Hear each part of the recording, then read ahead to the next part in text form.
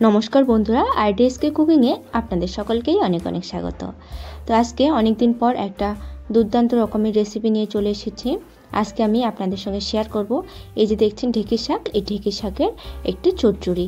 এই ঢেঁকি শাক কিন্তু যেমনই খেতে ভালো তেমনই কিন্তু এর পুষ্টিগুণ অনেক, যেটা আমাদের স্বাস্থ্যের পক্ষে কিন্তু ভীষণই ভালো। তো চলুন আজকের এই রেসিপিটা শুরু করা যাক।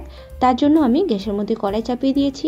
কড়াই খুব ভালো মতো গরম করে নিয়ে তার মধ্যে সামান্য একটু সরষের তেল দিয়ে দিলাম একটা শুকনো লঙ্কা আর হাফ চামচ পরিমাণে পাঁচফোড়ন। ফোড়নটা হালকা করে ভেজে নিয়েই এবার দিয়ে দিচ্ছি একটা মাঝারি সাইজের আলু, যেটাকে লম্বা লম্বা করে কেটে নিয়েছি। এই আলুগুলোকে এবার লবণ আর হলুদ দিয়ে খুব ভালো করে ভেজে নেব। যেহেতু আলু একটু সেদ্ধ হতে সময় লাগে তাই 2 মিনিটের জন্য ঢাকা দিয়ে নিলাম। 2 মিনিট পর ঢাকা খুলে আলুটাকে ভেজে নেব। আর আলুটা একটু ভেজে নেওয়ার পরেই দিয়ে দেব ঢেঁকি শাকগুলো দিয়ে আলুর সঙ্গে কিছুক্ষণ নেড়ে চেড়ে নেব।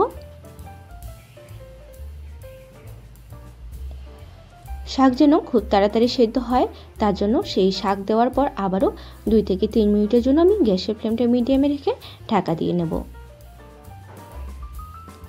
2 মিনিট পর ঢাকা খুলে নিচ্ছি। এবার নেড়ে চেড়ে আলু আর শাক খুব ভালো করে ভেজে নেব। দেখুন শাক প্রায় ভাজা হয়ে এসছে, জলটা পুরো শুকিয়ে গেছে। এবার এর মধ্যে আমি অ্যাড করে দেব 1 চামচ পরিমাণে কালো সর্ষে বাটা, যে সর্ষেটাকে আমি সামান্য লবণ আর 2টো কাঁচা লঙ্কা দিয়ে বেটে নিয়েছি।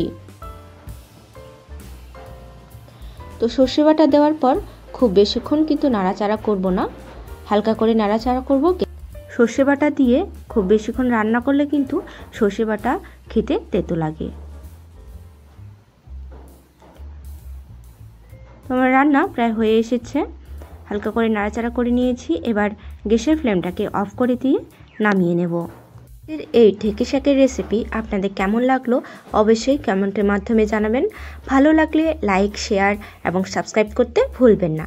তো ভালো থাকবেন, সুস্থ থাকবেন, দেখা হবে আবার নতুন কোনো রেসিপিতে। ধন্যবাদ।